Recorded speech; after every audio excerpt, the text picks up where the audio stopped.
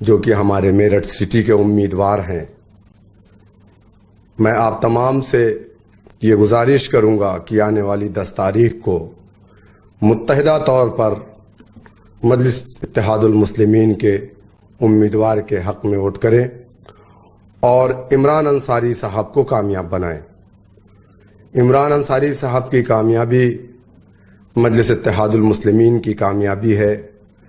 जनाब बैरिस्टर असदुद्दीन ओवैसी साहब के हाथों को मजबूत करना है। दोस्तों, 74 साल में हमने एक काम किया है। हमने सेकुलरिज्म के नाम पर इस मुल्क के अंदर फासिस्ट ताकतों को रोकने के लिए सेकुलर पार्टियों को वोट डाला।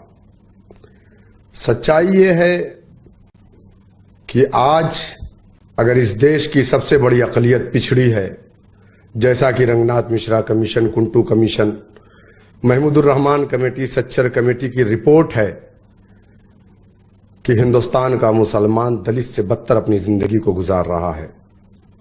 सवाल यह है कि हमने कौन सी गलती की थी कि इस मुल्क के अंदर हमें दूसरे दर्जे का शहरी बना करके रख दिया गया है। हमारे इलाकों में अच्छे स्कूल नहीं हैं, हमारे बच्चे तालीम याफ्ता नहीं हैं, हमारे इलाकों में अच्छे हॉस्पिटल नहीं हैं। ये कौन सी गलती हमसे हुई? हमने इन नाम नहाज सेकुलर पार्टियों को अपनी पार्टी माना, इनके डंडे और झंडे को अपना झंडा बनाया। हमने कभी भी अपनी जमात नहीं बनाई, अपनी पार्टी नहीं बनाई। बावजूद उसके अगर आज इस मुल्क के अंदर मुसलमान दलित से बदतर जिंदगी गुजार रहा है तो इसका जिम्मेदार कौन है? दोस्तों, मैं आपसे कहूंगा, और ये तल्ख हकीकत है जमहूरियत की, कि किसी भी जमहूरी मुल्क में सबसे ज्यादा वही समाज मजबूत होता है, वही तबका मजबूत होता है जिस समाज के पास अपना सियासी प्लेटफॉर्म होता है। जिस समाज ने जमहूरियत में सियासत में हिस्सा नहीं लिया, जिस समाज के पास अपना सियासी प्लेटफॉर्म नहीं है, उस समाज की ना कोई आवाज होती है, उस समाज की ना कोई पहचान होती है। मेरे दोस्तों, मेरे बुजुर्गों, आप जानते हैं कि हिंदुस्तान की जो पार्लियामेंट है, जो 543 मेंबर ऑफ पार्लियामेंट पर मुश्तमिल है, उसके अंदर 130 MP SC ST समाज से ताल्लुक रखने वाला हमेशा जाता है, क्योंकि वो सीटें SC ST के लिए रिजर्व है। बावजूद उसके आजाद हिंदुस्तान में दलितों के ऊपर जो जुल्म हुआ वो बात किसी से छुपी नहीं है। कभी इनके गले में मटकी लटकाई गई ताकि ये जमीन पर ना तुक्के, वरना जमीन नापाक हो जाएगी। कभी इनके कमर में झाड़ू बांधे गए ताकि इनके पैरों के निशान ना रहे। इनकी बहन बेटियों की इज्जतों को लूट लिया जाता था। जब ये शिकायत लेकर के अपने इलाके के प्रधान या मुखिया के पास जाते थे तो लोग इन्हें चप्पलों से मारते थे और कहते थे कि तुम्हारी हिम्मत कैसे हुई कि तुम फला लोगों की शिकायत लेकर के हमारे पास आ गए, तुम तो दलित हो, तुम्हारा यही काम है। दलितों की जिंदगी का मुकद्दर बन गया था सुबह उठ करके वो दूसरों की गंदगी को, घरों की गंदगी को साफ करते थे। लेकिन उनके हालात में तब्दीली कैसे आई? क्या पार्लियामेंट के अंदर बैठा हुआ 131 MP कभी दलितों के हक में आवाज उठाया? अरे जिस समाज के पास 131 MP हो, उस समाज के ऊपर इस तरीके के जुल्म और ज्यादती आप अंदाजा कर सकते हैं कि नहीं रुकी। फिर क्या हुआ? मान्यवर काशीराम जी जो पंजाब की सरजमीन से निकले, उन्होंने जाकर के दलित समाज के लोगों से कहा कि अरे मेरे दलित भाइयों, अगर तुम ये समझ रहे हो कि पार्लियामेंट के अंदर बैठा हुआ तुम्हारे समाज का MP तुम्हारी आवाज बनेगा, कभी नहीं बनेगा। अगर तुम चाहते हो कि इस मुल्क के अंदर, इस प्रदेश के अंदर तुम्हें इंसाफ मिले, तो उसके लिए तुम्हें सत्ता की चाबी को अपने हाथ में लेना पड़ेगा। लोगों ने मजाक उड़ाया और कहा कि अब ये दलित सत्ता की बात कर रहा है और कह रहा है कि हम हुकूमत में आएंगे। लेकिन आपने देखा कि किस तरीके से दलित मुत्तहिद हुआ अपने डंडे और अपने झंडे के साथ, और बहन कुमारी मायावती और काशीराम को अपना नेता माना। 11% जाटो इस प्रदेश के अंदर एक बार, दो बार, तीन बार नहीं, 4 मर्तबा हुकूमत किया। आज अल्हम्दुलिल्लाह मुझे खुशी है इस बात की कि दलित जो पिछड़ा था आज कम से कम हमसे तो बेहतर हालत में अपनी जिंदगी को गुजार रहा है। आज उसके इलाकों में अच्छे स्कूल है, उसके बच्चे जज बने, उसके बच्चे डीएम बने, उसके बच्चे एसएसपी बने, आज उसका बच्चा सरकारी नौकरियों में है। लेकिन सवाल आपसे है मेरे दोस्तों, आपका बेटा कहां है? आपका भाई कहां है? जेल की सलाखों में है, आतंकवाद के झूठे मुकदमों में। आप मुझे बताइए, देश के अंदर 60 साल से ज्यादा हुकूमत कांग्रेस की रही है। उत्तर प्रदेश के अंदर 4-4 मर्तबा सेकुलर, हम जिन पार्टी को सेकुलर पार्टी कहते हैं, समाजवादी बीएसपी की हुकूमत रही है। लेकिन मुसलमान आतंकवाद के झूठे मुकदमों में जेल की सलाखों में गया। समाजवादी पार्टी ने अपने 2012 के मैनिफेस्टो में वादा किया था कि हम मुसलमानों को छोड़ेंगे अगर हमारी हुकूमत बनती है। क्या हुआ? पुलिस कस्टडी में मारा गया मुसलमानों को। लेकिन आज तक मुसलमानों को इंसाफ नहीं मिला। मेरे दोस्तों, रिजर्वेशन का वादा किया गया था हमसे, कहा गया था कि हमारी सरकार बनेगी, पूर्ण बहुमत की सरकार बनेगी तो हम मुसलमानों को रिजर्वेशन देंगे। मेरा कहने का मकसद सिर्फ ये है कि जब तक आपका डंडा नहीं, आपका झंडा नहीं, आपका लीडर नहीं, जब तक आपकी कोई आवाज नहीं। मेरे दोस्तों, मेरे बुजुर्गों, आपने देखा कि एनआरसी के मुद्दे पर अगर कोई बोला तो एक आवाज थी मजलिस इत्तेहादुल मुस्लिमीन के कौमी सदर जनाब बैरिस्टर असदुद्दीन ओवैसी साहब की।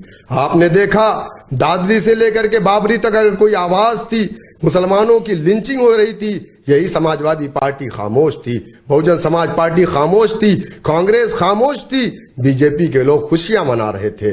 मेरे दोस्तों, समझिए आप, अगर आपकी आवाज मजलिस इत्तेहादुल मुस्लिमीन जनाब बैरिस्टर असदुद्दीन ओवैसी साहब उठा रहे हैं तो यकीनन आपके वोटों का हकदार अगर कोई है तो वो आपकी जमात मजलिस इत्तेहादुल मुस्लिमीन जनाब बैरिस्टर असदुद्दीन ओवैसी साहब है। आप जब तक अपने आप को मजबूत नहीं करेंगे, लोग कहते हैं कि हमारे 1 वोट 2 वोट से क्या होगा। मेरे दोस्त, आप अपने अकाउंट में 1 रुपया डालेंगे तो आपके अकाउंट में पैसा बढ़ेगा, दूसरे के अकाउंट में 10 रुपया डालेंगे तो आपके अकाउंट में पैसा नहीं बढ़ेगा। मेरी आपसे अपील है कि आप मुत्तहिदा तौर पर आने वाली 10 तारीख को, और आप जैसा कि जानते हैं कि मजलिस इत्तेहादुल मुस्लिमीन आज अकेले चुनावी मैदान में नहीं है, बल्कि एक मोर्चा चुनाव लड़ रहा है जिसमें बाबू सिंह कुशवाहा हमारे मोर्चे के कन्वीनर हैं, जिनकी जो है जन अधिकार पार्टी है, जनाब वामन मेश्राम साहब जो कि बहुजन मुक्ति पार्टी, वो भी हमारे साथ है। इंशाअल्लाह ताला मुझे उम्मीद है कि आने वाली 10 तारीख को मुत्तहिदा तौर पर आप पतंग चुनाव निशान के सामने वाला बटन दबा करके जनाब इमरान अंसारी साहब को कामयाब बनाएंगे। इमरान अंसारी साहब जब कामयाब होंगे, इंशाअल्लाह ताला जुबैर अंसारी साहब को जिन लोगों ने मारा है वो जेल की सलाखों में जाएंगे। हम आपसे ये वादा करते हैं, मेरठ की आवाम से ये वादा करते हैं, इंशाअल्लाह ताला अब तक की सरकारों ने जो नहीं किया है 5 साल के अंदर मजलिस इत्तेहादुल मुस्लिमीन वो करके दिखाएगी। मैं बहुत वक्त आपका ना लेकर के हमारे दरमियान में तशरीफ फरमा हमारी पार्टी के कौमी तर्जुमान जनाब आसिम वक़ार साहब तशरीफ फरमा है, मैं उन्हें दावत दूंगा कि आए और अपनी बात आवाम के दरमियान में रखें।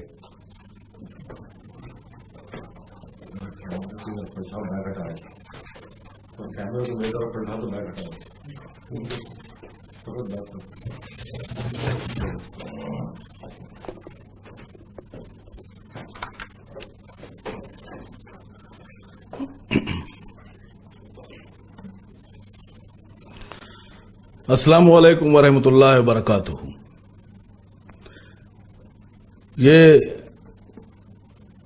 उत्तर प्रदेश में जो चुनाव चल रहे हैं, इसमें चुनाव आयोग के आदेश से सभी पार्टियां वर्चुअल रैली कर रही हैं। चुनाव आयोग के आदेश का पालन सभी कर रहे हैं, हम सब भी कर रहे हैं। इस वर्चुअल रैली में तशरीफ फरमा हम सब के रहनुमा, हमारे आपके सबके लीडर जनाब अलहाज नकीब मिल्लत बैरिस्टर असदुद्दीन ओवैसी साहब, उत्तर प्रदेश मजलिस इत्तेहादुल मुस्लिमीन के प्रदेश अध्यक्ष जनाब शौकत अली साहब। ये वर्चुअल रैली मेरठ सिटी के हमारे कैंडिडेट जनाब इमरान अंसारी साहब के लिए की जा रही है। इमरान अंसारी साहब AIMIM के कैंडिडेट हैं। इमरान अंसारी साहब का चुनाव निशान पतंग है। पतंग वाले निशान के आगे बटन दबाकर इस बार आप सबको इमरान अंसारी साहब को कैंडिडेट को कामयाब करना है, मजलिस-ए-इत्तेहादुल मुस्लिमीन को कामयाब करना है, मजलिस-ए-इत्तेहादुल मुस्लिमीन के सभी कैंडिडेट्स को कामयाब करना है। वो क्यों करना है, इस बात को बताने के लिए हम आपके बीच हैं। दोस्तों, एक बात आप लोगों से कहना चाहता हूं, बहुत ध्यान से और गौर से सुनिएगा। ये बात कही जाती है कि जिसके पास दल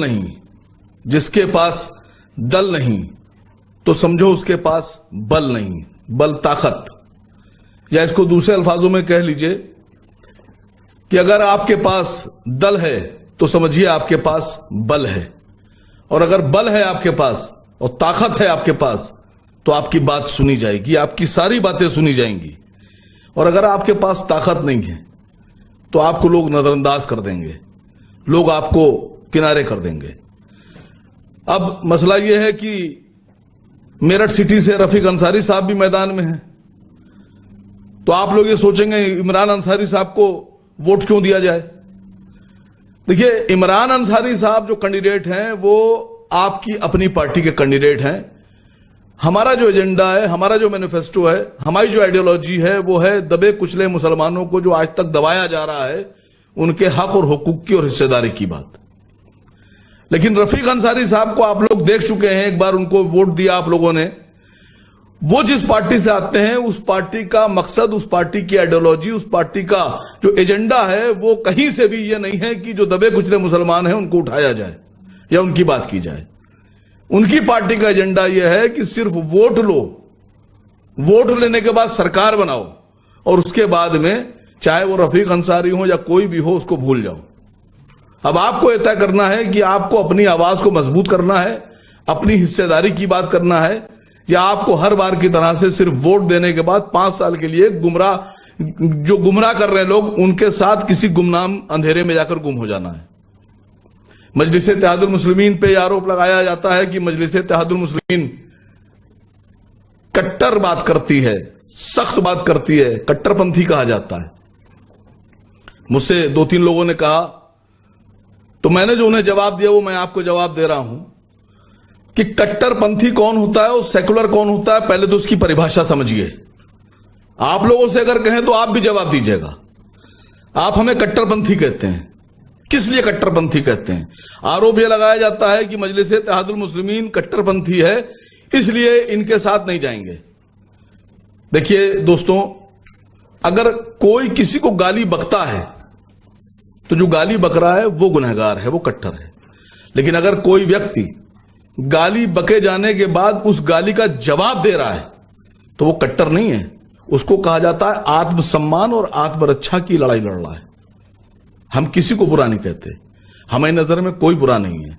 हम सब धर्मों का सम्मान करते हैं, हिंदुओं का भी करते हैं, दलितों का भी करते हैं, सिखों का भी करते हैं, ईसाइयों का भी करते हैं, बौद्ध, जैन, जितने हिंदुस्तान में मजहब हैं जो किसी न किसी खुदा को मानते हैं या नास्तिक भी हैं, हम सबका सम्मान करते हैं। हमारे मजहब में यह बात है।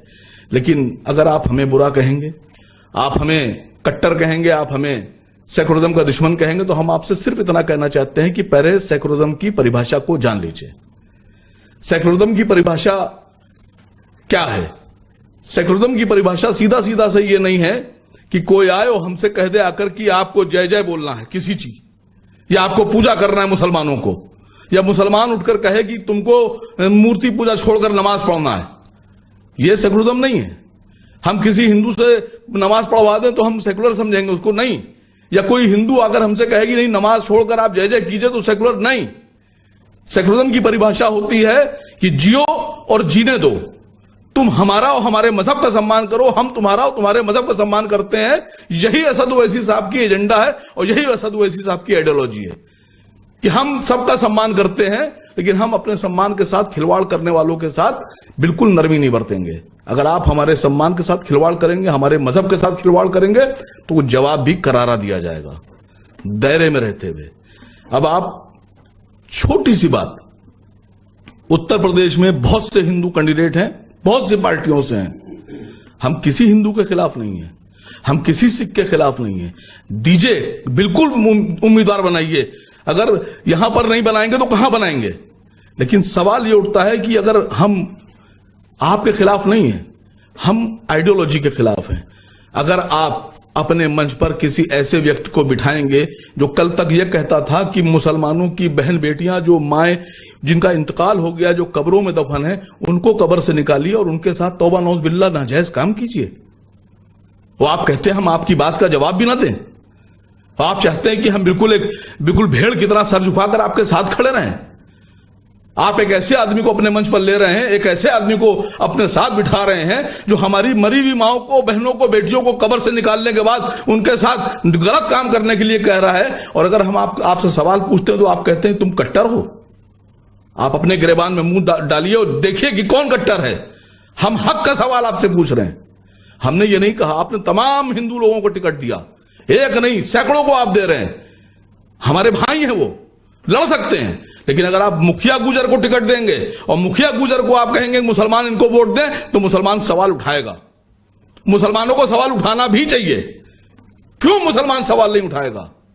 इसलिए हम मुखिया गुजर एक ऐसा नाम, सब जानते हैं कि जिस आदमी ने 1992 में मस्जिद की शहादत के बाद से, 1992 में बाबरी मस्जिद की शहादत के बाद से लेकर आज तक, यानी 2022 के चुनाव तक, जो आदमी हर साल 6 दिसंबर को शौर्य दिवस मना रहा है, भगवा दिवस मना रहा है, जो आरएसएस और बीजेपी की इस एजेंडे के साथ 24 घंटे खड़ा है कि हिंदू राष्ट्र बनाना है, आप उसको टिकट देंगे? हिंदुओं का विरोध नहीं है, व्यक्ति का विरोध हो रहा है, वो किसी भी धर्म से होगा। अगर वो इस तरह के व्यक्तियों को टिकट दिया जाएगा तो मैं नहीं, मेरी पार्टी नहीं, मैं समझता हूं समाजवादी के और बहुजन के और कांग्रेस के उन तमाम मुसलमानों को खड़े होकर विरोध करना चाहिए। अगर आप जिंदा हैं तो आपको विरोध करना चाहिए। क्यों विरोध नहीं करेंगे? हम भी चाहते हैं बीजेपी हारे, हम भी चाहते हैं कि भारतीय जनता पार्टी की सरकार हटाई जाए, हम भी चाहते हैं, असद साहब का पहला एजेंडा यही है कि भारतीय जनता पार्टी की सरकार को गद्दी से उतारा जाए। लेकिन क्या इस शर्त पे आप हमसे वोट लेना चाहते हैं? आप इस तरह से डराकर कि बीजेपी की सरकार को उतारना है तो मुखिया गुजर को वोट देना है, सुनील सिंह की जय जयकार करना है? नहीं करेंगे सर, बिल्कुल नहीं करेंगे। मैं आप लोगों से अपील करना चाहता हूं कि जिस काम के लिए आप लोगों ने रफीक अंसारी को वोट दिया था, जिस काम के लिए आप तमाम उससे पहले वोट देते रहे हैं, वो एजेंडे, वो मैनिफेस्टो फेल हो गए। कैसे फेल हुए? आपसे कहा गया कि 2012 के जब सरकार बन रही थी तो आपसे कहा गया कि मुसलमानों को उनकी आबादी के हिसाब से रिजर्वेशन दिया जाएगा, स्कूलों में दिया जाएगा, नौकरियों में दिया जाएगा। एजेंडे में लिखा गया, उनकी जो मैनिफेस्टो, जो किताब थी जो उन्होंने जारी की थी इलेक्शन के लिए, मैनिफेस्टो जारी किया था, उसमें लिखा हुआ है कि मुसलमानों को आरक्षण दिया जाएगा।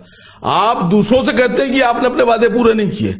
मैं आपसे गुजारिश कर रहा हूं कि आपके यहां जब समाजवादी के लोग आए या बहुजन के लोग आए या कांग्रेस के लोग आए, बीजेपी से मैं इसलिए नहीं कह रहा हूं कि बीजेपी को हम वोट ही नहीं देते हैं, और जिनको हम वोट नहीं देते हैं हम उनसे भीख भी नहीं मांगेंगे, उनसे सवाल भी नहीं करेंगे, हम उनसे कुछ नहीं कहते। हम उन लोगों से कह रहा हूं जिनको हमारा वोट चाहिए है कि आपने कहा था कि आरक्षण देंगे। मैं आप सबसे कह रहा हूं कि जब आपके पास आए तो आप उनसे पूछिएगा क्या इस बार अपने मैनिफेस्टो में मुसलमानों को उस आरक्षण को देने की बात करोगे या नहीं करोगे? और करोगे तो किस तरह करोगे? स्टाम्प पे लिखवाइए उनसे 100 रुपए के, रसीदी टिकट पे दस्तखत कराइए रफीक अंसारी जैसे लोगों से कि करो इस पर दस्तखत। और अगर वो आपसे वादा करते हैं और उसके बाद नहीं देते हैं तो उनसे पूछे कि तुमने पिछली बार वादा किया था क्यों नहीं दिया। मजलिस-ए-इत्तेहादुल मुस्लिमीन जो जबान से कहती है उसको जमीन पर अमल में लाती है। मैं बहुत वक्त नहीं लूंगा, आप सब अपने कायद को सुनना चाहते हैं। मैं आप लोगों से गुजारिश के साथ अलविदा चाहूंगा कि जिस दिन पोलिंग होगी उस दिन आप अपने कैंडिडेट इमरान अंसारी साहब को पतंग के सामने वाले बटन पर बटन दबाकर भारी बहुमत से जिताइए। इंशाअल्लाह इस बार आपके बिना कोई सरकार नहीं बनेगी, आपका ही डिप्टी सीएम भी होगा। और इसी मोर्चे का जो मोर्चा जनाब असद साहब ने बनाया है, जिसमें बाबू सिंह कुशवाहा और वामन विश्राम साहब हैं, असद साहब हैं, इसी मोर्चे का इस बार इंशाअल्लाह मुख्यमंत्री बनेगा और डिप्टी सीएम भी बनेगा। अस्सलाम वालेकुम। अब आपके लिए, आपके साथ, आपके बीच मजलिस इत्तेहादुल मुस्लिमीन के राष्ट्रीय अध्यक्ष मोहतरम जनाब नकीब मिल्लत असदुद्दीन ओवैसी साहब इस जलसे को खिताब करेंगे। सर।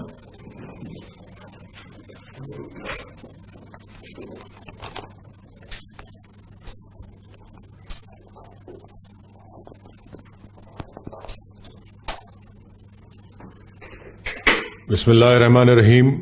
अस्सलाम वालेकुम वरहमतुल्लाहि बरकातहू। मैं शुक्रगुजार हूँ मीरठ की तारीखी सरजमीन पर सुनने वाले गयूर अवाम का, मेरे नौजवान साथियों का, मेरी इज़्ज़तदार माँ और बहनों का। इलेक्शन कमीशन के क़वानीन के मुताबिक हम जलसे आम नहीं कर सकते हैं, इसलिए एक वर्चुअल रैली के जरिए हम कोशिश कर रहे हैं कि आप तक हमारी बात को पहुंचाया जाए, ताकि आप 10 फरवरी के दिन एक अच्छा फैसला लेते हुए मीरठ के मुखद्दर को और मीरठ की तरक्की के लिए, विकास के लिए आप 10 तारीख के दिन मजलिस को अपने वोट से नवाजेंगे। ये मेरी आपसे गुजारिश है। हमारे प्रत्याशी उम्मीदवार का नाम मोहतरम जनाब इमरान अंसारी साहब हैं। आपसे मैं गुजारिश करता हूं कि आप अपनी दुआओं से, अपने आशीर्वाद से, अपनी मोहब्बतों से और अपने वोट से मजलिस के इस उम्मीदवार को कामयाब करें और वहां से आपका विधायक बनाएं। मैं, आप जानते हैं कि इस विधानसभा के चुनाव में मजलिस भागीदारी परिवर्तन मोर्चा का हिस्सा है, जिसमें जन अधिकार पार्टी के जनाब बाबू सिंह कुशवाहा साहब हैं, वामन मिश्राम साहब की बहुजन मुक्ति पार्टी है। हमने यह फैसला लिया कि अगर उत्तर प्रदेश की जनता इस भागीदारी परिवर्तन मोर्चा को सत्ता देती है, इख्तिदार देती है, तो इसके पहले मुख्यमंत्री 2.5 साल के लिए बाबू सिंह कुशवाहा साहब होंगे और माबाकी 2.5 साल के लिए एक दलित समाज से एक उम्मीदवार होगा। इस बात का भी इसको भी तय किया गया कि 3 साल के लिए डिप्टी चीफ मिनिस्टर होगा, जिसमें मुस्लिम समाज, अल्पसंख्यक समाज से एक उम्मीदवार होगा और 2 पिछड़े समाज से उनको डिप्टी सीएम बनाया जाएगा। ये हिस्सेदारी की लड़ाई मजलिस आपके लिए लड़ रही है। मैं फिर से आपसे कह रहा हूं कि उत्तर प्रदेश में हम यहां पर इसलिए नहीं आए हैं कि अपनी मकबूलियत या अपनी अना की तस्कीन के लिए नहीं आए हैं। हम यहां पर आपको नेता बनाने के लिए आए हैं, ताकि आप अपने हक के लिए, अपने हिस्से के लिए लड़ें। शिराकतदारी की जमहूरियत में अगर मजलूमों को इंसाफ मिलना चाहिए, तो फिर इख्तिदार की कुर्सियों पर बैठने वाले लोग उसी वक्त आपको अपना हिस्सा देंगे जब आप मुत्तहिद होकर और एक होकर मुश्तरका जद्दोजहद करेंगे, तभी जाकर आपको अपना हिस्सा मिलेगा। मैं आप तमाम से अपील करना चाहूंगा कि मेरी इन बात पर आप गौर फिक्र करिए। मीरठ की विधानसभा के लिए 5 साल पहले मीरठ की आवाम ने फैसला लिया कि वो समाजवादी के प्रत्याशी को, उम्मीदवार को कामयाब करेंगे, मगर आप जानते हैं कि मीरठ का समाजवादी का मौजूदा विधायक सरासर मीरठ के विकास के लिए सरासर नाकाम साबित हुआ, बल्कि मुकम्मल नाहल शख्स है जिसने मीरठ के विकास के लिए कुछ नहीं किया। और आप मेरी इस बात से मुत्तफिक होंगे कि मीरठ में जहां पर बिजनेसमैन कम्युनिटी है, उनका हमेशा इसे मुतालबा रहा, ये डिमांड रहा कि वहां पर एक इंडस्ट्रियल क्लस्टर बनाया जाए। आप उठाकर देख लीजिए उत्तर प्रदेश की विधानसभा में जिसको आपने अपना विधायक बनाया, वो क्या इस मसले को उठाया उत्तर प्रदेश की विधानसभा में? जीत कर तो चले गए, मगर अपनी जबान पर उनके सियासी आकाओं का ताला लगा था। तो मीरठ की आवाम की और मीरठ के विकास के लिए जबान नहीं खोली जाती। आज मीरठ में कचरे का अंबार, बल्कि कचरे के पहाड़ बने हुए हैं, गंदगी है, कोई सफाई का इंतजाम नहीं है। और उसके बावजूद भी समाजवादी पार्टी का उम्मीदवार प्रत्याशी किस जुर्रत के साथ आपके सामने आकर वोट का मुतालबा कर सकता है? तीसरी बात, मीरठ में आज क्राइम होता है, खास तौर से महिलाओं के खिलाफ, इसको रोकने के लिए कोई कुछ नहीं करता, जिसमें योगी और मोदी की डबल इंजन की सरकार जो बड़े बुलंद दावे करती है महिलाओं की सुरक्षा के बारे में, मगर मीरठ में हमारी महिला सुरक्षा उसको नहीं दिया गया। आज आप देखते हैं कि मीरठ में बिजली कभी आती है तो कभी चली जाती है। ये डबल इंजन की सरकार सरासर कंप्लीट फेलियर और नाकाम साबित हुई है। वहीं पर मेरे अजीज दोस्तों, मीरठ के गयूर नौजवानों, क्या यह बात सच नहीं है कि मीरठ में क्लॉक टावर के पास और बेगम ब्रिज के पास हमेशा ट्रैफिक जैम होता है? क्या किया ये समाजवादी पार्टी का विधायक? वोट लेकर सो गए? क्या इनको दिखता नहीं है? और आज आकर कहते हैं कि आंख बंद करके सपा का साथ दो। अरे तुम अपनी आंख बंद कर लिए थे, मीरठ के विकास के लिए तुमने कुछ नहीं किया, तुमने मीरठ की आवाम को धोखा दिया। और आज आप देखते हैं कि वहीं पर मीरठ में खबरस्तान में मट्ठी तक नहीं दला सके। मीरठ के गयूर अवाम ने खुद मिलकर खबरस्तान में मट्ठी दलाई। आज मीरठ में खैंची की इंडस्ट्री बड़ी जोरों शोर से चलती है, मगर आज योगी और मोदी की सरकार ने उस खैंची की इंडस्ट्री को अपने गलत पॉलिसियों की वजह से उस खैंची की इंडस्ट्री को तबाह और बर्बाद करने जा रहे हैं। आप जानते हैं कि हमेशा खैंची की इंडस्ट्री का यह मुतालबा रहा कि उनको बिजली और इंटरेस्ट फ्री लोन दिया जाए, मगर बीजेपी की सरकार ने कुछ नहीं किया। मैं आपसे वादा करता हूं कि आप मजलिस के प्रत्याशी को अपना विधायक बनाइए। वो बाबू सिंह कुशवाहा की जब सरकार बनेगी इंशाअल्लाह उनकी क़यादत में, तो यकीनन ये काम हम करके दिखाएंगे। खैंची की इंडस्ट्री के लिए आपका ये मुतालबा हक बजानिब है, हम इसकी तायीद करते हैं। जो जमीन आपको दी गई लोहिया नगर में, आपने मुतालबा किया, डिमांड किया कि उस पर जो इंटरेस्ट लगाया गया वो सरकार उसको माफ करे। भागीदारी परिवर्तन मोर्चा की सरकार बनती है तो बाबू सिंह कुशवाहा की हुकूमत का पहला काम यह होगा कि लोहिया नगर में जो आपको जमीन दी गई उसका इंटरेस्ट की माफी भी होगी और आपको इंटरेस्ट फ्री लोन और साथ ही साथ बिजली आपको दी जाएगी। वहीं पर टैक्स एग्जम्पशन की बात हुई है कि 5 साल तक टैक्स एग्जम्पशन मिलना चाहिए।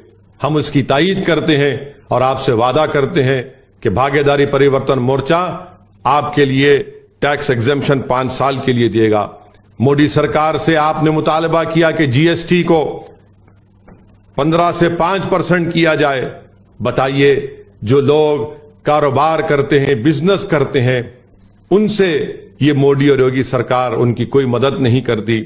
मेरे अजीज दोस्तों और बुजुर्गों, आप ये भी जानते हैं कि मजलिस के काउंसलर जनाब जुबैर अंसारी साहब का कत्ल होकर आज करीब 6 महीने का अरसा हो चुका है। योगी मुख्यमंत्री बड़े बड़े झूठे दावे करते हैं कि लॉ एंड ऑर्डर अच्छा हो गया। दिन में हमारे कॉरपोरेटर जुबैर अंसारी को गोली मारकर उनकी हत्या कर दी गई, उनका कत्ल कर दिया गया। किसने कत्ल किया? क्या किया योगी सरकार ने? किसने मारा मेरे भाई को, मेरे कॉरपोरेटर को? और मारने वालों ने ना सिर्फ हमसे हमारा एक जियाला और बहादुर कॉरपोरेटर को छीन लिया, बल्कि उसके घर में बच्चे यतीम हो गए, हमारी बहन बेवा हो गई, बाप ने अपने बेटे को खो दिया, मां ने अपने बेटे को खो दिया। बताइए ये कौन सा काम कर रही है योगी सरकार, जो बुलंदबांग दावे करते हैं कि हमने क्राइम को कंट्रोल किया। कहे का क्राइम, कोई क्राइम का कंट्रोल नहीं हुआ। वहीं पर मैं आपको याद दिलाना चाहता हूं मेरे अजीज दोस्तों और बुजुर्गों, मीरठ को हैंडलूम का एक इंडस्ट्री बनाने का मौका मिलना चाहिए। अगर भागीदारी परिवर्तन मोर्चा की सरकार बनेगी, हम आपसे वादा कर रहे हैं कि इंशाअल्लाह मीरठ को एक हैंडलूम सिटी का दर्जा दिया जाएगा। और बहुत सी मुकामात हैं जहां पर तरक्याती काम, डेवलपमेंट, विकास के कोई काम नहीं हुए। इसलिए इस बार आप मौजूदा सपा के विधायक और प्रत्याशी को वोट मत दीजिए। मजलिस ने एक फाल और हरकियाती शख्स को, मेहनत करने वाले को और आपके दरमियान में दिन रात रहने वाले को मजलिस ने इमरान अंसारी को अपना कैंडिडेट बनाया है। आप उनका साथ दीजिए। वहीं पर आप ये भी जानते हैं कि उत्तर प्रदेश से करीब पूरे भारत से जो क्यारा बीफ गोश्त एक्सपोर्ट होता है सारी दुनिया में, 65% गोश्त पूरे भारत से जो सारी दुनिया में जाता है उत्तर प्रदेश से जाता है। और ये लोग क्या कर रहे हैं, संघ परिवार के बीजेपी के लोग कुरैश बरादरी की इंडस्ट्री को तबाह बर्बाद करके रख दिए। स्लॉटर हाउसेस नए क्यों नहीं खोले जाते ताकि वो कुरैश बरादरी के लोग अपना कारोबार कर सकें। मगर भारत को डॉलर मिलते फॉरेन एक्सचेंज में, पूरे देश से अगर एक्सपोर्ट गोश होता है तो उसका 65% हिस्सा उत्तर प्रदेश से जाता है। तो ये इंडस्ट्रियलिस्ट की सरकार है, योगी और मोदी की, पूंजीपतियों की। तो दौलतमंदों को और दौलतमंद बना रहे हैं, मगर जो कुरैश बरादरी के लोग जो गरीब हैं, जो दिन में कारोबार करके रात में अपने घर में चिराग जलाते, आपने उनको बेरोजगार कर दिया, मुफलिस बना दिया, उनको कर्जों में उनको डुबा दिया। मैं आपसे वादा कर रहा हूं कि भागीदारी परिवर्तन मोर्चा की सरकार बनेगी तो इंशाअल्लाह ताला हमारे कुरैश भाइयों के जो जायज मुतालिबात हैं इंशाअल्लाह उसको पूरा किया जाएगा। ये मजलिस का ऐलान है, ये मजलिस का आपसे वादा है। मैं आपसे गुजारिश कर रहा हूं कि 10 तारीख के दिन अपने वोट का सही इस्तेमाल करिए। मैं इस मौके पर याद करता हूं कि CAA-NPR NRC का जो एहतजाज हुआ, जिसमें आसिफ, मोहसिन, अलीम और जहीर की मौत हुई पुलिस फायरिंग से, मेरी अल्लाह से दुआ है कि अल्लाह सुब्हाना व तआला इन शहीदों की अल्लाह इनके मर्तबे और दर्जात को बुलंद करे, इन मरूमीन के खानदान वालों को अल्लाह सब्र जमील अता करे। हम नहीं भूलेंगे इन लोगों को, सब याद रखा जाएगा। मुझे यकीन है कि कुदरत का निजाम ऐसा है कि जो इख्तिदार में और ताकत में के नशे में चूर होकर मजलूमों को दबाया और कुचला जाता है, कुदरत का निजाम यही है मेरे अजीज दोस्तों और बुजुर्गों, कि कुदरत खुद इंसाफ करती है। और आप देखेंगे, मेरी इस बात को याद रखना आप, कि जिन्होंने मासूमों को दबाया और कुचला, उनके हक से उनको महरूम कर दिया, कुदरत का निजाम हमेशा यही है कि कुदरत हमेशा कमजोरों का साथ देती है, मजलूमों का साथ देती है, और मजलूम को, कमजोरों को इंसाफ मिलेगा। ये वादा है भागीदारी परिवर्तन मोर्चा का। इसीलिए हम तमाम कमजोर तबके के लोग मिले हैं और मिलकर हम ये चाहते हैं कि कमजोरों को ताकत मिले। मेरे अजीज दोस्तों और बुजुर्गों, हमने ऐलान किया कि जिसकी जितनी आबादी उसकी इतनी हिस्सेदारी है। ये हिस्सेदारी की लड़ाई है। राजनीति में हमको अपना हिस्सा मिलना चाहिए, रोजगार में हमको अपना हिस्सा मिलना चाहिए, तालीम में हमको अपना हिस्सा मिलना चाहिए, हर जगह पर हमको अपना हमारा हिस्सा चाहिए।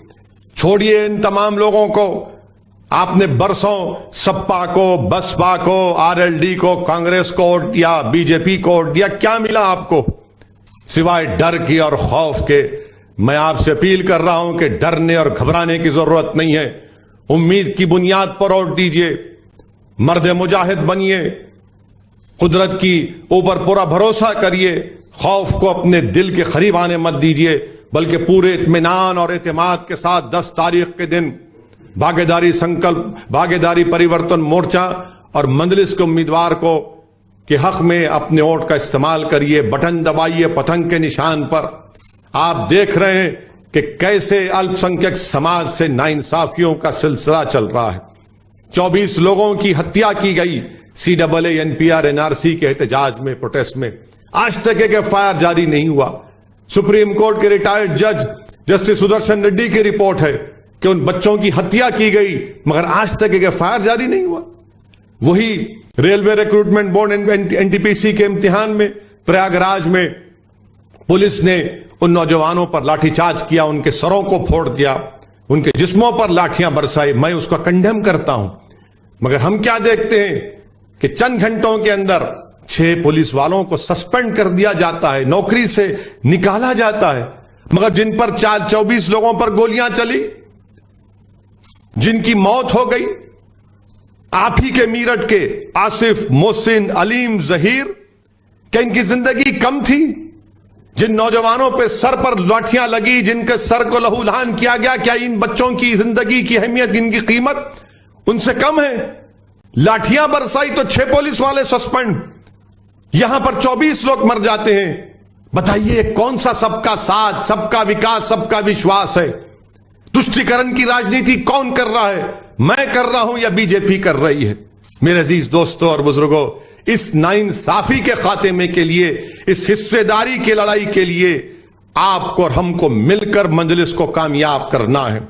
ये समाजवादी आरएलडी के लोग ये प्रोपेगेंडा कर रहे हैं कि आंख बंद कर कर वोट डालो। नहीं, आंख नहीं बंद करेंगे। तुम अपनी आंखें बंद कर लो, तुम अपने कानों को बंद कर लो, तुम अपने दिमागों को इस्तेमाल करना छोड़ दो। अरे तुम्हारा हाल तो वो 3 बंदरों की तरह है। तुम ऐसी पार्टी में गुलामी कर रहे हो, तुम भीख मांगते हो उनकी चौखट पर जाकर टिकट के लिए और तुमको बेइज्जत करके निकाला जाता है। हम भीख नहीं मांगते, हम टिकट बांट रहे हैं। ये मजलिस कर रही है।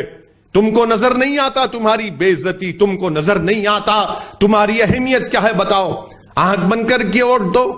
कितना आंख बंद करके वोट देंगे? 24 बच्चों को जाने ले ली चली गई पुलिस फायरिंग में, तो आंख बंद कर ले। आपके मीरठ शहर में कोई विकास नहीं हुआ तो आंखें बंद कर ले। नहीं, आंखें खुला रखो। अपने दिलो दिमाग पर जोर डालकर एक अच्छा फैसला लेने की मैं आपसे गुजारिश करता हूं। और ये डबल इंजन की सरकार मोदी योगी की क्या किया बताइए? क्या ये सच नहीं है? बीजेपी भाजपा वाले बताओ कि क्या आपने 5 साल में उत्तर प्रदेश के युवा को बेरोजगार बना दिया? बेरोजगारी बल्कि उसका मुकद्दर बना दिया। क्या यह बात सच नहीं है कि योगी के राज में जितने ग्रेजुएट हैं 51% ऐसे ग्रेजुएट बच्चों के पास नौकरी नहीं है, बेरोजगार हैं? क्या यह बात सच नहीं है भाजपा वालों कि टेक्निकल ग्रेजुएट जो बच्चे हैं उत्तर प्रदेश में युवा 46% बेरोजगार है, नौकरी नहीं है? क्या यह बात सच नहीं है भाजपा वालों कि टेक्निकल डिप्लोमा सर्टिफिकेट करने वाले युवा 66% वो बेरोजगार हैं? किसको नौकरी दी आपने? आपने 5 साल पहले कहा था कि 70 लाख उत्तर प्रदेश के युवाओं को नौकरी दी जाएगी। झूठ कहती है बीजेपी। झूठ में डूबी हुई पार्टी है ये, जो सरासर झूठ बोलती है। कितनों को नौकरी दिया आपने? असेंबली में खड़े होकर आपके मंत्री ने कहा था कि हम सिर्फ अब तक अनएम्प्लॉयमेंट रजिस्टर में 33 लाख बच्चों के नाम है अनएम्प्लॉयमेंट रजिस्टर में। मैं उत्तर प्रदेश के युवाओं से अपील कर रहा हूं, पहचानो उस बीजेपी को जो तुमको धोखा दी और तुमको नौकरी नहीं दी। क्या आपको नौकरी नहीं चाहिए नौजवानों? क्या आप नहीं चाहते कि आप गरीबी और मुफलिसी के इस जंगल से निकलें? क्या आप नहीं चाहते कि आपको भी राहत की जिंदगी गुजारना पड़े? क्या आप नहीं चाहते कि जब आपके घर परिवार में कोई बीमार पड़ जाए तो आप कर्जों में ना डूब जाएं? क्या आप नहीं चाहते कि आपके घर में चिराग जले? क्या आप नहीं चाहते कि आपको भी राहत और सुकून मिले? अगर ये तमाम चीजें आपको चाहिए तो मैं आपसे अपील कर रहा हूं, आप हमारे परिवर्तन मोर्चा का साथ दीजिए, भागीदारी परिवर्तन मोर्चा का साथ दीजिए। बाबू सिंह कुशवाहा को मुख्यमंत्री बनाइए। पूरे कमजोर लोगों से अपील कर रहा हूं। मैं पिछड़े समाज के हमारे गयूर नौजवानों से, भाइयों और बहनों से अपील कर रहा हूं। 5 साल पहले बीजेपी ने आपको हिंदुत्व के नाम पर वोट लिया, मगर क्या किसका राज मिला? बाबा को मुख्यमंत्री बनाया और एक ही बरादरी के लोगों का आज 50% उत्तर प्रदेश में डीएम आलाजाद के लोग हैं। क्यों हैं? आपको धोखा ठगा गया। और फिर जब समाजवाद के नाम पर आपने 2012 में समाजवादी को वोट दिया, सत्ता दी, तो समाजवाद और सेकुलरिज्म के नाम पर अखिलेश यादव के परिवार लोगों को सिर्फ सत्ता मिली। बताइए फिर हिस्सेदारी की लड़ाई कौन लड़ेगा? कौन लड़ेगा हिस्सेदारी की लड़ाई? जब मैं देखता हूं, उन टीवी पर देखता हूं, कल हम देखे कि कैसे हमारी एक बहन फरा नईम जो शेखुपुर विधानसभा बदायूं की रोकर तकलीफ से कर्ब के आलम में कह रही है कि कांग्रेस ने टिकट दिया, मगर कांग्रेस का कि ओमकार सिंह नामी शख्स ने उनके ताल्लुक से कितनी गलत और वाहियात बातें की। शर्म नहीं आती कांग्रेस के ओमकार सिंह को कि एक महिला के बारे में इस तरह की बात करते, कि वो प्रेस के सामने आकर अपनी बेबसी और लाचारी की बातें करती हैं। मेरे अजीज दोस्तों और बुजुर्गों, मेरी इज्जतदार मां और बहनों, आपको रोने की जरूरत नहीं है। आप मुत्तैद हो जाओ। जिन्होंने हमको 60 साल रुलाया, अब हम उनको रुलाएंगे इंशाअल्लाह ताला। वो रोएंगे और आप मुस्कुराएंगे, देखना इंशाअल्लाह ताला। ये समाजवादी पार्टी के लोग, ये बीजेपी के लोग बड़े बड़े नारे मारते हैं। क्या नारे मारते हैं? भाजपा के लोग कहते हैं कि अब नून रोटी नहीं खाएंगे, भाजपा के लोग बोलते हैं कि अब नून रोटी नहीं खाएंगे, और सपा के ये लोग बोलते हैं कि ये जवानी है, ये जवानी हम तुझ पे लुटाएंगे। ये बताइए, ये क्या नारा है? ये जवानी है तुझ पे लुटाएंगे भैया। अब मजलिस का नारा सुनिए मीरठ के गयूर नौजवानों, तुम्हारी जबानों पर, तुम्हारे सेल फोन पर, तुम्हारे इंस्टाग्राम पर, तुम्हारे फेसबुक पर यही नारा रहना चाहिए मजलिस का, अब नून रोटी नहीं खाएंगे, दरी नहीं बिछाएंगे, पतंग को जिताएंगे। ये हमारा नारा है मजलिस का कि अब नून रोटी नहीं खाएंगे, दरी नहीं बिछाएंगे, पतंग को जिताएंगे।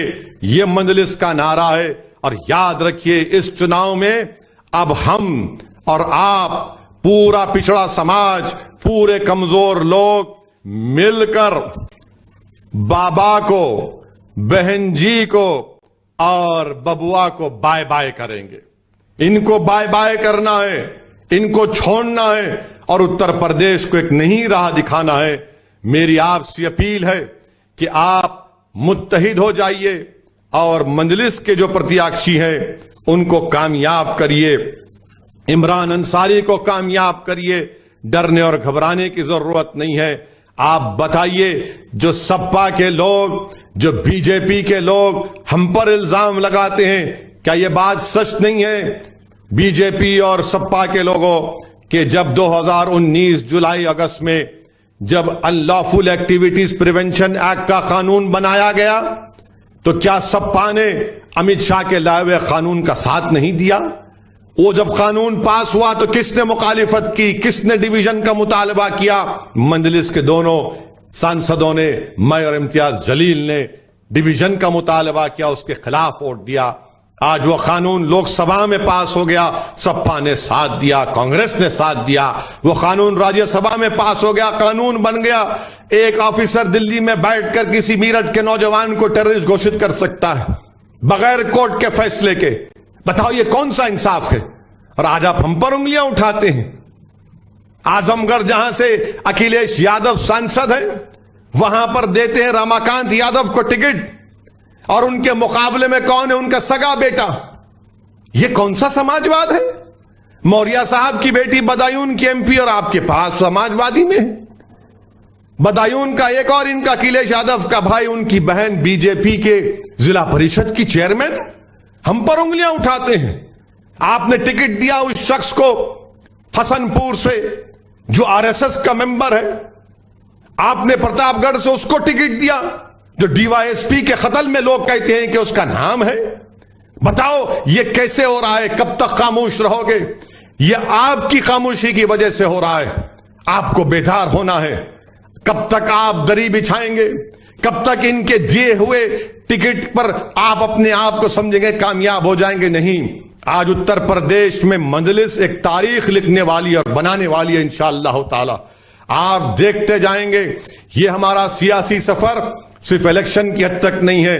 असदुद्दीन ओवैसी को अल्लाह जब तक जिंदा रखेगा आपकी दुआओं पे, मैं आपसे वादा कर रहा हूं, ना सिर्फ उत्तर प्रदेश बल्कि मेरे वतन अजीज के भारत के कोने कोने में जाऊंगा। मजलूमों के इंसाफ की बात हम करते आए, हिस्सेदारी की बात करेंगे, सियासी ताकत को हासिल करेंगे, पॉलिटिकल एम्पावरमेंट की हम बात करते हैं। और आप तो मीरठ के तारीखी शहर से आप आते हैं, जिन्होंने सन 57 की जंग आजादी में आपने शुरू की थी। अंग्रेजों की गुलामी के तोख को आपने तोड़ा था। मैं आज आपसे अपील कर रहा हूं कि आप उस सरजमीन के जियाले बेटे और बेटियां हैं, उठिए, इस गुलामी के जंजीरों को तोड़ दो, इस खौफ के जंजीरों को तोड़ दो और एक उम्मीद की शमा जलाओ। उम्मीद की शमा जलाओ ताकि इन बातिलों के तूफानों में तुम्हारे इत्तेहाद का जला हुआ चिराग जलता रहे। और याद रखो, मजलिस ने बातिलों के तूफान में चिराग जलाने का हुनर हम सीख चुके हैं। मेरी आपसे एक ही गुजारिश है कि मुत्तहिद होइए, इज्तिमाई तौर पर सब मेहनत करिए। यह मत समझिए कि इमरान अंसारी एक अकेला आदमी है, बल्कि आप तमाम इमरान अंसारी के भाई हैं। आप तमाम इमरान अंसारी के माए हैं। वो इमरान अंसारी आपका बेटा है, इमरान अंसारी आपका घर का खादिम बनेगा, वो खादिम बनकर काम करेगा, खिदमत करेगा। वो उस जमात के, उस पार्टी के विधायक की तरह नहीं होगा जो गुरूर और तकब्बुर में डूबकर अपने पैसे भी खर्च नहीं करता एमएलए फंड के। CAA के प्रोटेस्ट में कहीं पर नजर नहीं आया समाजवादी पार्टी का ये विधायक। मेरे अजीज दोस्तों और बुजुर्गों, आपसे ही गुजारिश है कि बीजेपी को जरूर ये भागीदारी परिवर्तन मोर्चा हराएगा। बाबा को सत्ता नहीं मिलेगी इंशाअल्लाह ताला। और साथ ही साथ मजलिस के जितने प्रत्याशी उम्मीदवार हैं, आपसे गुजारिश है कि पतंग के निशान पर पूरे एतमाद के साथ आप बटन दबाकर अपने इत्तेहाद और अपनी दुआओं से उत्तर प्रदेश की विधानसभा में ऐसे लोगों को भिजाइए जो उत्तर प्रदेश की विधानसभा के दरो दीवार को इंसाफ के मुतालबे से उन दरो दीवार को हिला के रख देंगे, जो कमजोरों की बेबाक आवाज बनेंगे, जो बच्चों को, नौजवानों को उम्मीद दिलाएंगे, उनके रोजगार की लड़ाई लड़ेंगे, किसानों के हक दिलाएंगे। आपसे अपील है कि आप मंजलिस के हक में अपने वोट का इस्तेमाल करिए, पतंग के निशान पर बटन दबाइए और भागीदारी परिवर्तन मोर्चा के तमाम उम्मीदवारों को कामयाब करके बाबू सिंह कुशवाहा को इस उत्तर प्रदेश जो भारत का सबसे बड़ा प्रदेश है उसका मुख्यमंत्री बनाइए। शुक्रिया।